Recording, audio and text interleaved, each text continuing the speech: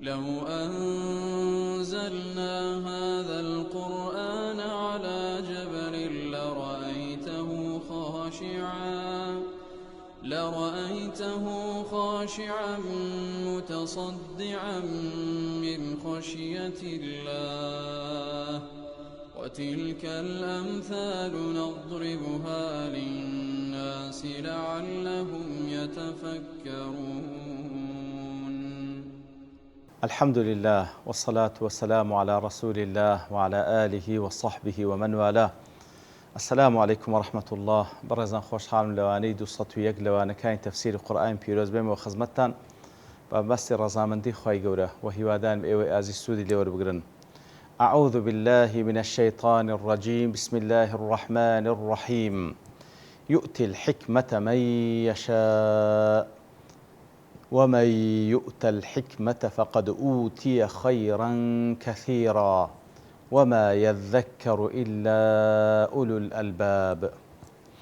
والخوش يستان خوي جور سبحانه وتعالى كاتك ولآت بيشتري باسي ويكر والله واسع عليم. خوي جور واسعة لبخشيني واسعة يقل بخششة هر جور كاني خوي جور سبحانه وتعالى ويكوا حكمة ببندكاين دبخشي لو دفرمي يؤتي الحكمة من يشاء. خوای گەورە حکمت دەبەخشی بە کەسانێک کە خوا ویستی لەسەر بپێیان ببەخشی. ومن يؤت الحكمة فقد أوتي خيرا كثيرا. هەر کەسێک حکمەتی پێبەخشرا لەلایەن الله سبحانه وتعالى خێرێک یەکجار زۆری پێبەخشرایە. وما يذكر إلا أولو الألباب. بەڵام چێ پند و ئامۆژگاری وەردەگری لەو ئاەتانە ئیلا کەسانێک کە خاوەن عەقڵن. ئەو بە کورتی مەنایەتەکە. حکمت چییە؟ حکمت دیارە ئەوەیە کەواشت لە جێگای خۆی دابنەی. حکمت ئەوەیە کەواشت لە جێگای خۆی دابنەی. لۆیە زانایان کاتێکەوە باز لە حکمت دەکەن دەڵێن حکمت یان لە حەکەمەوە هاتی بە معنای مەنەعە بە معنای ئەوەی دێکەوە کەسێک حکمەتی هەیە ئەو حکمەیە مەنعی دەکا لە ئەنجامدانی کارێکی ناڕەوا کارێکی نابەجێ. وياخذ دلين حكمة لإحكام وهاتية بمعنى إتقان لعلم وعمل وقول وآن واتا حكمة أوي كواءتو قصي بجيب كي كاري بجيب كي هلويستي بجيت هبي أو هموي حكمة دقيني يترزانان أو وكو مصطلحي شي لغوي باشان وكو مصطلحي شي شرعي تفرمون كحكمة بريت لإصابة الحق في القول والعمل واتا بيكاني حق لقول لعمل كانت أو هي العلم النافع الذي يكون معه العمل به. حكمة أو علم نافعية أو علم بسودية كخواي قورديدات بانديق لبندكاني خوي أو علم نافعش عملي صالحي لدواداده. طبعا علم أو كاتبه دوغوثرية النافع أو علم شرعية أو كات نافعة كاتك وعملي صالحي لدوادابه. أجر علمك عملي لدوادانە هاد ئەوە نافعنیە بەڵکو دەبێتە حجە لەسەر خاوەنەکەی خوا پەنامان بدە.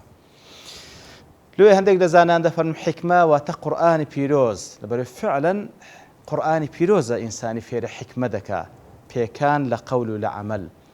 دەفەرمون سنەتی پێغەمبەرە صلی الله عليه وسلم قورئان و سنەتە ئیتر ئەوانە هەمووی ڕاست و دروستە. لێیە بەڕاستی حکمە بە مانای ئەوەیەکەوە أو علم نافعي كالقرآن بيروز لسنتي بريزي بيغمبر صلى الله عليه وسلم بدست ديني دبي تماويك وعملي صالح بي أنزام بدي براستي وفضلي خوايا يعني السنة خواي قولوا إما وكو هدايات أو كوات سنزارش كإشارة ما بدا بيويست الرغبة من هبي لبدس هناني حق جيشتن بحق هنقايو لو بهاوين يترخواي قول سبحانه وتعالى كاتكوا أو رغبتي لبندكي ديد كاتكوا هنقاوي نابر أو حق خواي قول سبحانه وتعالى هدايتي الدا والتوفيق دكاو حكمتي بيدا بخشي والذين جاهدوا فينا لنهدينهم سبلنا أواني كوا هوليان دا لبيناوي جيشتن برزامندي الله سبحانه وتعالى خواي قول رجل فرمي الرقا كاني جيشتن برزامندي خوا أوا هدايتي الدين موفقي دكين لواي كوا بقاته. يؤتي الحكمة من يشاء. الله سبحانه وتعالى أو حكمتك فضل شي زور قوريات دي بخشي بكسان كخوا مشيئتي لسرة من يشاء مشيئتي الله سبحانه وتعالى ديار مشيئتي خواش سبحانه وتعالى وكو خواي قول دفرين وما تشاءون إلا أن يشاء الله إن الله كان عليما حكيما مشيئتي خواي قول سبحانه وتعالى علمي تدا وحكمتي تدا خواي قول سبحانه وتعالى علمي بوي هيك واتشي شايني أو كوا أو فضلي بيبخشي كوا حكمته وحكيميش لزيقاي خوي دايدنه لزيقاي خوي دايدنه كواتا وكو خواي يقول سورة الحجرات دفن أولئك الذين امتحن الله قلوبهم للتقوى باز للصحابة كان دكا أخوان لرازي بكوا موقفيا بس الشيويك لخزمة بيغمبر صلى الله عليه وسلم دفن أولئك الذين امتحن الله قلوبهم للتقوى أو أنا كساني كن وكو عبد الرحمن بن ناصر السعدي رحمة خواي لتفسير كيدر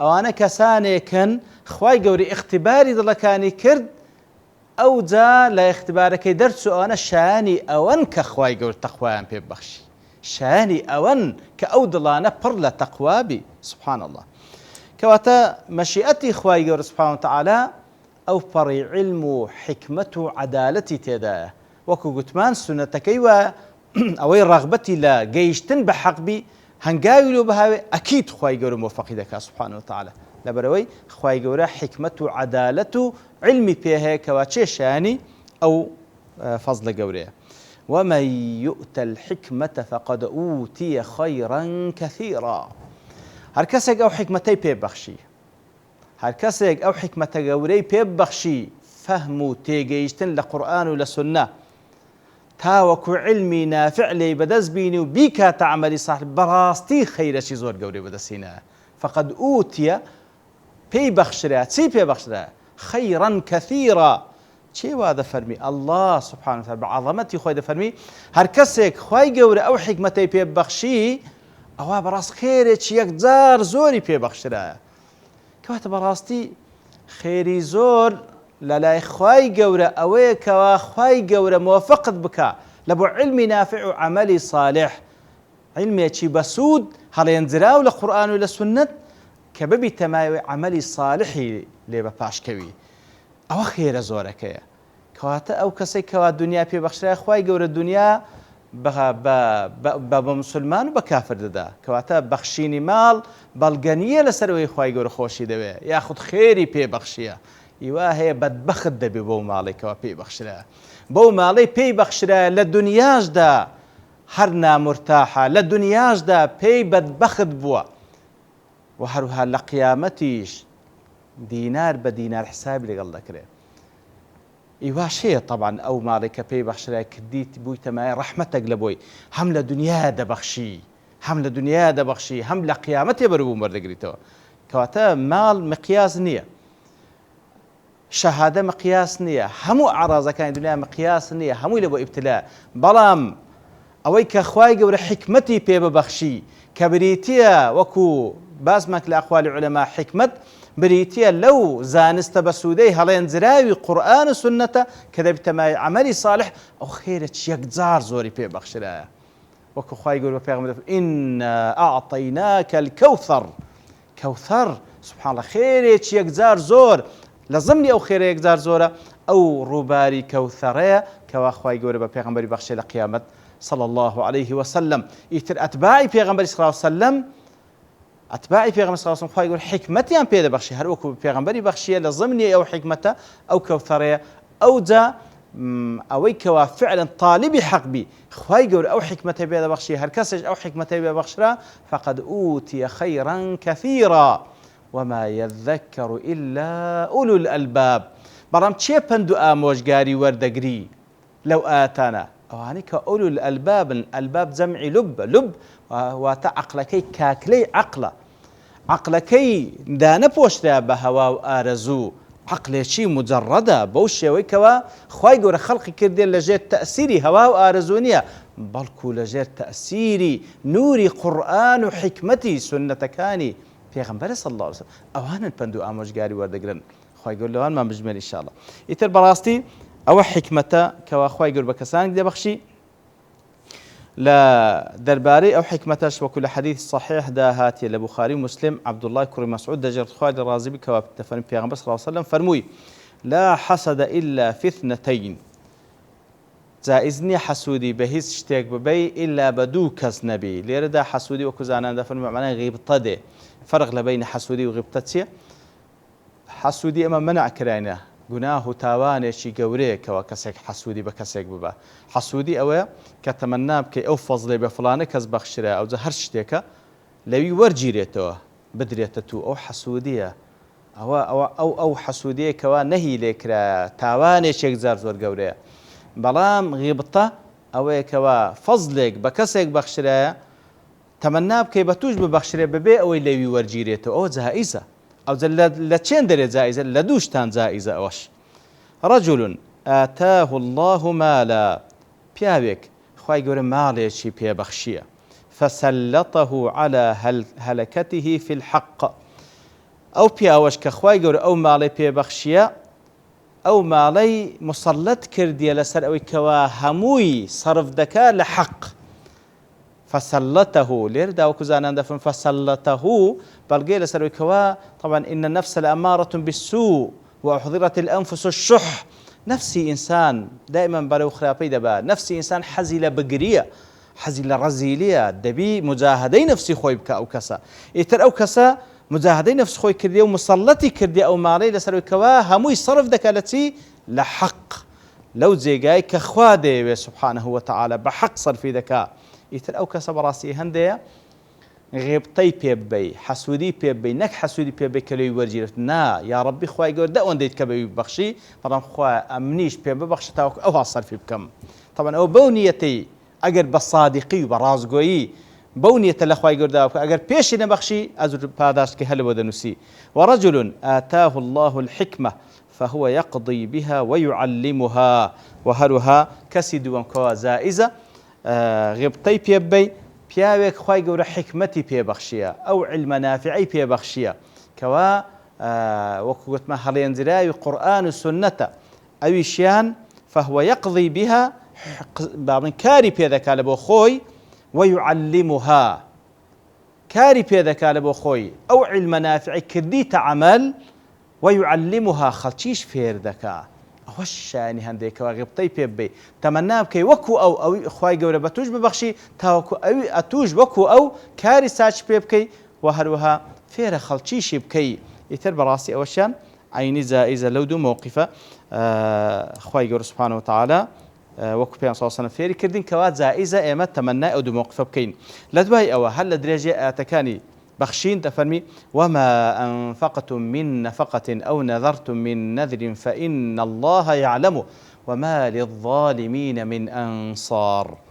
وما أنفقتم من نفقة، هر نفقيك ببخشن كم يان زور، أو نذرتم من نذر ياخذ نذرك دكن لداهاتو أجر فلان شد لبون ببي أمنيش فلان شد بخشم فإن الله يعلمه.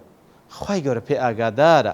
وما للظالمين من أنصار، بەڵام کەسانێکی ظالم هیچ کەسێک نییە ببیتە یارمەتی دەریان و بەسەریان بێخی نەجاتیاندا لە عەزابی خوای گەورە.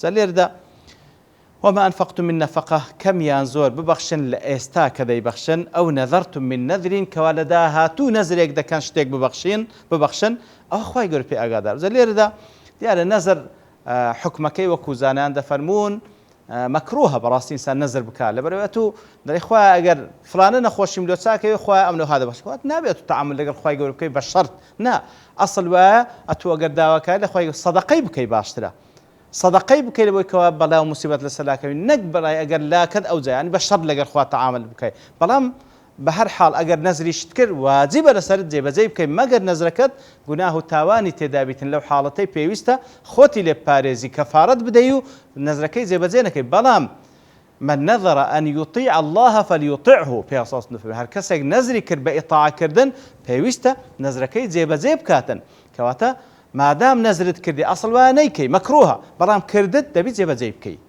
مادام نەزرت کرد دەبی جێبەجێ بکەی. کەواتە ئەوەی ئێستا دەیبەخشی یان وەکو نەزرێک لە داهاتوو بڕیاردان بەخشی، ئەوە هەر شتێک لەوانە بکەی خوای گەورە پێ ئاگادارە. خوای گەورە کچکەبی یان گەورە ئەو نەفەقە و ئەو سەدەقە ئەو خێر لە ئێستا و لە داهاتوو کە دەیکەی پێ ئاگادارە، کەواتە مطمئین بە نافەوتێ لە خوای گەورە سبحانه وتعالى. بەڵام وما للظالمين من أنصار، بەڵام کەسێکەوە بە تایبەتی نەزرێک لەسەر خۆی بکاو جێبەجێی نەکە، ئەوە زاڵمە. زاڵمیش ئەگەر کەسێک زوڵم بکا و سنوور ببەزێنی و تەعەدا بکا و فەرمانی خوای گەورە جێبەجێ نەکاتن واجب با بڵێن نەفەقەی واجب منع بکا یاخود نەزرێکی کردێ منعی بکا کە بەڕاستی هەردوو لای زوڵمە و کەسی زانمیش کە معەڕەزە لە بۆ عەزابی خوای گەورە کاتێک کە عەزابی خوای گەورە هاتە سەر بە هیچ شێوەیەک کە کەسانێک نییە ببنە ئەنسار و ببنە پاڵپشت و ببنە سەرخەری ئەو کەسە تاوەکو لەو عەزابە و لەو ئینتقامی خوای گەورە نەجاتی بدەن خوا پەنامان بداتن. ئیتر لێرەشدا لەبەر تەوابوونی کات دەوەستین بە پشتوانی خوای گەورە لەوانە کاین داهاتوو دێنەوە خزمەت ئاەتەکان و قسەیان زیاتر لەسەر دەکەین. وصلى الله وسلم على نبينا محمد وعلى آله وصحبه أجمعين وآخر دعوانا أن الحمد لله رب العالمين.